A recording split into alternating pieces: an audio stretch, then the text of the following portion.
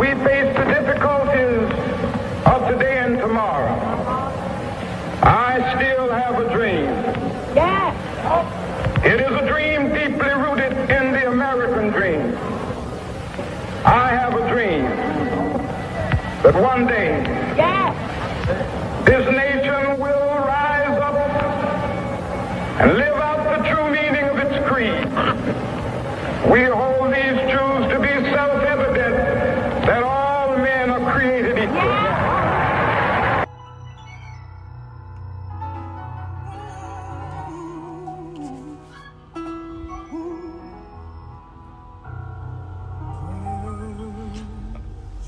Asalaamu aleykum mbokk yeeg xarit yi maa ngi leen di nuyu di jéggalu bu baax a baax ci irrégularité éphéméride yi fan yi en fonction des agendas professionnels comme ni mu koy faral di waxee. nuru tey sunu dernier éphéméride de la semaine di ko fi célébrer encore une fois ci di ko introduire sunu Martin Luther King bi nga xam ni tey 4 avril 68 aussi lañ ko mujjee woon assassiné. Martin Luther King ñëpp xam nañu taxawaayam ci dundinam ak li taxoon sax finalement li mu dund ko mooy du moins gàtt ay fan. wante addina bi ñëpp jàpp nañ ni toutes les façons par A ou par B addina bi moom forfait la bu jeexee jeex na. li ëpp solo li may faral di wax du forcément gudd fan ou ñàkk gudd fan parce que bu waxtu bi ñëwee moom kenn mënu ko batal ba beneen. li ëpp solo rek mooy dundin bu am njëriñ. donc Martin Luther King ñu koy tey introduire sunu éphéméride tey ñu xamee woon ko un grand meneur des mouvements américains de droits civiques. donc tey 4 avril 68 malheureusement fi mu demoon foofu ci Tennessee lu mu nañ ko mujjee woon abattre ginnaaw bi mu taxawee ci fenêtre hôtelam bi doon fa ñëw di jàppale d'ailleurs ay travailleurs yu nekkoon foofu en mouvement de grève. donc nekkoon koo xam ni ki nag à la lignée ñoom Gandhi et beaucoup plus tôt ak Sëñ Touba nga xam ni seen lutte c'était une lutte non violente. Martin Luther King aussi nekkoon na ci dynamique boobu. li ñu mën a wax ci moom les droits civiques ñëpp xam nañu taxawaayam ba ci jamono boobu ak ñoom Malcolm X. li ñu liggéey ci domaine boobu yëpp quel que soit finalement ñoom seen njeexitalu àddina contribuer woon nañu bu baax pour faire évoluer les questions. d'ailleurs ci décès Martin Luther King la ñu aboliroon ay politique ségrégationniste yu bëri foofu ci États-Unis. donc moom fin mars 1968 donc la ñu woon foofu ci Tennessee mu amoon ay grévistes yi nga xam ni ay éboueurs ñoo doon grève foofu parce que jàppoon nañ ni chaque fois bu ay température bi météo bi favorableul kenn daaw leen woon donc daaw ñëwoon liggéey kenn daaw leen woon fay. wante liggéeykat yu tubaab yi bu ñu daan même bu ñu liggéeyul dañ leen daan fay. genre ségrégation boobu mu amoon foofu mu ñëwoon foofu ci Tennessee di leen jàppale foofu. donc mu amoon nag benn waay bi nga xam ni moom ma fa ñëwoon ñun mu nekkoon benn genre ségrégationniste moom ci boppam ñu accusé woon ko foofu meurtre bi. au début fexe woon nañu ba mu avoué pour éviter la peine de mort. donc a déjà arrêté woon que 2 mois plus tard foofu ci aéroport de Londres.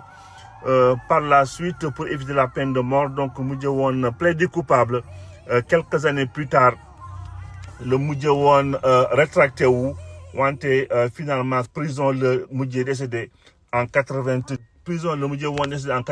kenn mujjewul woon jël ay aveu parce que moom finalement xel yi commencé woon ñaaw. d'ailleurs à partir de ce moment-là di commencé xalaat plutôt ay théorie complotiste lu mel ni Martin Luther King amoon ñeen ñoo xam ni ñoo si dugaloon seeni loxo bien entendu bien après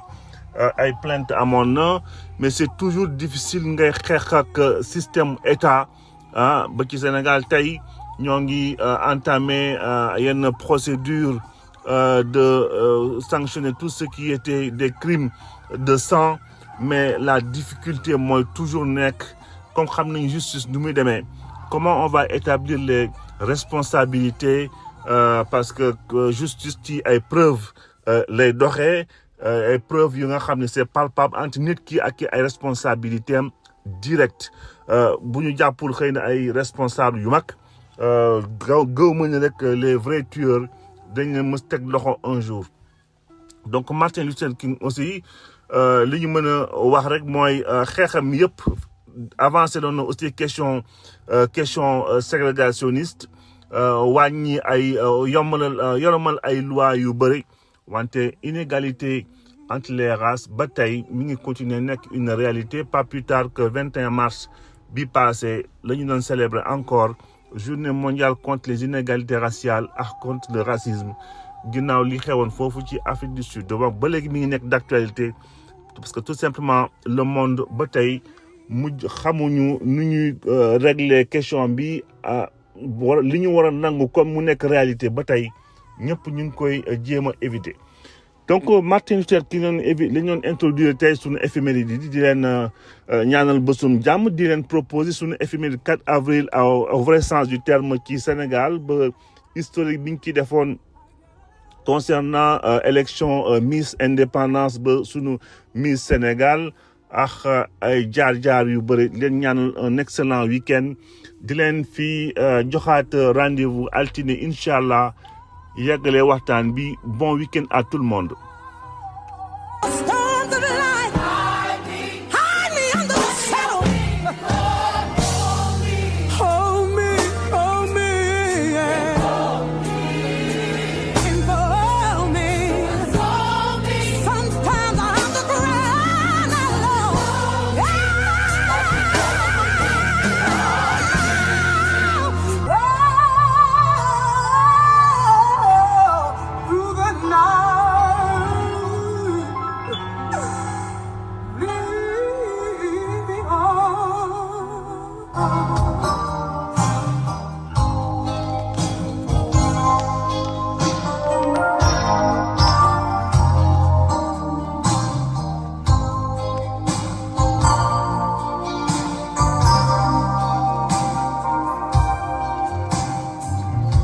tey ci sunu 4 avril 2024 bi di premier 4 avril ci sunu njiit bu bees bi di Bassirou Diomaye Faye di ko souhaiter encore une fois beaucoup de succès à la tête du Sénégal ak équipe bi ko nar a accompagner 4 avril nag événement bu rëy la ci sunu réew ay jamono sax boo nekkee ndaw bés bi am na nu mu lay marqué xam ne da ngay yeewu suba teel ginnaaw média yi meluñu woon comme ni ñu melee léegi di ngay yeewu suba teel di élève sangu dem xool ban kër ngay mën a seetaani télé seetaani défilé 4 avril mais le monde a changé donc di ñëw ci sunu événement bi tey di 4 avril bi ñu indi ci yeneen événement yi nga xam ne ça n'a pas forcément de relation en tout cas ça parle d'autre chose bien entendu am nañu influence 4 avril donc sunu premier élément bi ñu nar ko articuler sunu éphéméride ci ñetti date sunu premier élément bi yóbbu ñu ci pour la première fois ci élection Miss Sénégal 4 avril 1960 donc di woon Adja Fatou Ba âgée de 16 ans moom la ñu mujj woon élire Miss Indépendance dañ ci ñëwaat léegi ci ay jaar-jaaram 4 avril 1961 nekkoon première célébration ci sunu indépendance Sénégal en présence de comme on dit de nombreuses délégations de pays amis war a jeexale ci sunu éphéméride ci 4 avril 2010 bi nga xam ni ci la Abdoulaye Wade ñëwoon inauguré monument de la Renaissance. Sans plus tarder ñu ñëw ci sunu premier élément bi di Adja Fatou Ba nekkoon première Miss Sénégal âgée de 16 ans donc ñu tudde woon ko Miss Indépendance éliroon ko foofu ci élection bi nga xam ne bi ñoo ngi ko organisé woon ci théâtre de verdure bu hôtel de ville de Dakar concours bi nga xam ne bii jamono boobu Renault groupe Renault naan firme Renault di oto yi ñoo ko sponsorisé woon may ko benn oto décapotable c'est ainsi que la nekkoon premier Miss Sénégal ndaw si nag Adja Fatou Ba marqué woon na bu baax ci sunu histoire réew déjà moom personnellement ci ay anecdotam et tout nekk na koo xam ne kii teeloon nañ ko may sax borom kër déjà à l'âge de 13 ans dans le cadre d'un mariage forcé loolu jamono boobu c'était de coutume wante Miss bi mi ngi ñëw déjà ci élection bi nga xam ne bii bésu élection bi ci guddi gi ci boppam oto biñ ko mayoon décapotable bi dañ ko mujjee woon a sabotage bi nga xam ne bii ñoo ngi ko jàppee juste ay question de jalousie ci élection bi nga xam ne bii moo ci nekkoon moo ko remporté woon donc Adja Fatou Ba donc en tant que Miss Sénégal amoon na ay relation particulière ak ñaari njiit yi amoon ci jamono boobu muy Léopold Sédar Senghor ou le jeune Abdoulaye Wade comme on dit qui allait devenir un ami proche donc Miss Sénégal donc finalement am na ay carrière diplomatique parce que comme je pense que borom këram diplomate la woon donc elle a dû voyager dans beaucoup de pays dans le monde ñëw rek def benn rappel nostalgique tuuti ci ñi nga xam ne nekkoon nañ fi Miss ci sunu réew donc lu weesu Fatou Ba bi en 1960 nga xam ne mi ngi bàyyeeko woon Dakar plus tard bi ci toppoon en 74 di woon Thioro Thiam jóge woon Fatick Madina Camara en 90 avant moom 87 Fabienne Félio bu Dakar Madina Camara en 90 bu Diourbel di fàttali aussi Maymouna Diallo en 97 nga xam ne d'origine Kolda Aïcha Faye 98 di ci fàttaliku 2001 Mame Diarra Mballo foofu ci Dakar ak yeneen ñi Miss yi nga xam ni ba 2009 Kati Chimère Diaw di fàttaliku ci daya participation ci ay téléfilm lépp di nga xam ni ñoo ngi mandargaal viwu élection Miss Sénégal te fu ñu waxee élection Miss Sénégal bien entendu danañ ci sunu xel dafay dem ci Moïse Ambroise Gomis nga xam ni defoon na ci liggéey bu am solo ba par la suite Miss Jongoma bi nga xam ne moo ko inauguré woon. ñu doon wax ci élection Miss Sénégal ñëw ci sunu deuxième élément bi di célébration de fête de l'indépendance pour la première fois ci sunu réew du 4 avril 1961. 4 avril 1961 donc pour la première fois sunu réew donc mi nga xam ne bi proclamé woon nañu sunu indépendance bu nekkoon une république déjà le 4 avril 1960 donc tey lañ ñëwoon pour célébrer pour la première fois ci sunu réew sunu indépendance. C'est dommage qu'on continue toujours à parler de fête d'indépendance parce que dëkk yu moderne yi il parle plutôt de fête de la nation parce que indépendance moom nekk na loo xam ne tant que yaa ngi koy wër doo ko mës a jot indépendance am nga ko amoo ko li ci ëpp mooy célébrer plutôt la nation donc xëy na un jour on va arrêter de parler de fête de l'indépendance on parlera plutôt de fête de la nation. Donc 4 avril 1960 bi ci accord bi nga xam ne bi entre général de Gaulle ak Léopold Sédar Senghor foofu la ñu mujjee woon am indépendance fédération du Mali bi nga xam ne bi moo réunion Sénégal ak Soudan français du Mali ñaari colonie yi nga xam ni ñoo bokkoon ci AOF. Indépendance effective bi nag mi ngi ñëwoon ci 20 juin bi mais dès le 20 août Sénégal mujjee woon retiré wu ci fédération du Mali 5 jours plus tard Léopold Sédar Senghor mujjee nekk sunu premier président de la République du Sénégal avec une constitution bi nga xam ni bii dañ ko calqué à 100% à celle de la 5e République bu France. ñëwoon nañu ci jaar-jaaru crise yi amoon ci fédération du Mali yi nga xam ni entre Senghor ak Modibo Keïta jéemoon nañu bien entendu ci suuf Mamadou Dia mi ngi woon foofu ci suuf. donc loolu lépp ci xeex bi nga xam ni bi commencé woon na ci kan mooy diriger armée bi entre ñaari réew yi bi Modibo Keïta bëggoon imposer nitam finalement gendarme yi ñëw créer ay situation ba noonu la Modibo Keïta ak i ay mbokkam dem jël train bu yegg guddi Bamako de déclarer seen indépendance bopp. C'est dans la foulée de cette crise ci le Sénégal aussi bi nga xam ne je pense que bëggoon nañu dàq malien rek nañu waxante dëgg noonu la ñu mujjee par la suite ñëw déclarer aussi sunu indépendance totale fii ci sunu réew. donc on se rappelle encore de tous ces événements plus en plus dañu ci ñëw ci sunu éphéméride yi suivant les dates qui sont concernées. donc tey mooy sunu fête de la nation di profiter en même temps ñëw ci sunu troisième élément bii nga xam ne bii ci prétexte boobu le président Abdoulaye Wade ñëwoon tey inauguré monument de la renaissance africaine du 4 avril 2010 donc tey lañ ko inauguré woon foofu monument bi nga xam ne bi am na 52 mètres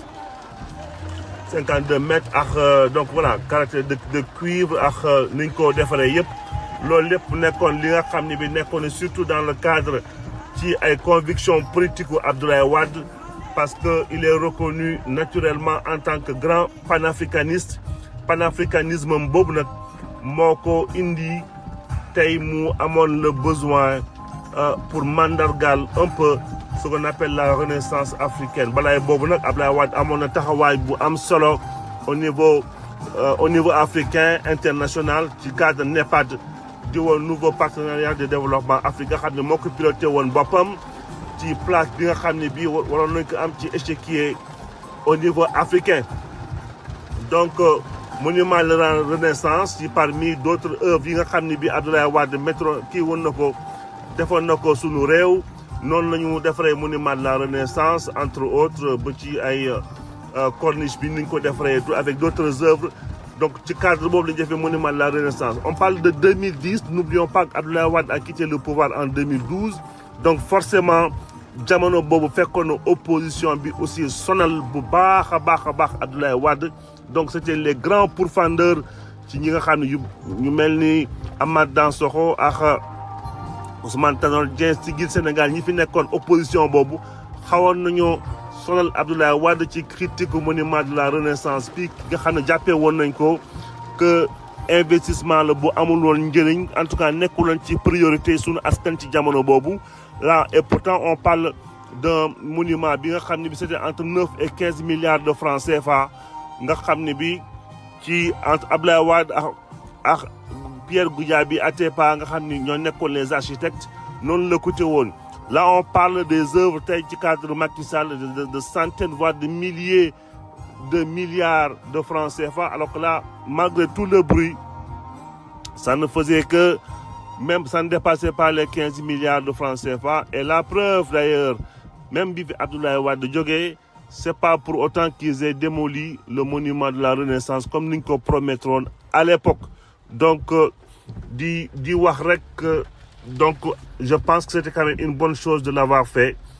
malgré pourfendeur yi nga xam ni d'accord lu ñu woon ci projet bi ci jamono boobu bien entendu ñu nekkoon ci xeexu opposition.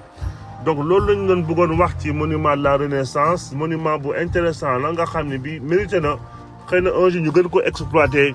au niveau événementiel au niveau ni ñu koy intégrer ci sunu parcours touristique ci biir Sénégal te buñ ko couplé forcément hébergement yi nga xam ni bi war nañ ko am sunu développement touristique danañ def leneen lu dul uniquement gagné si.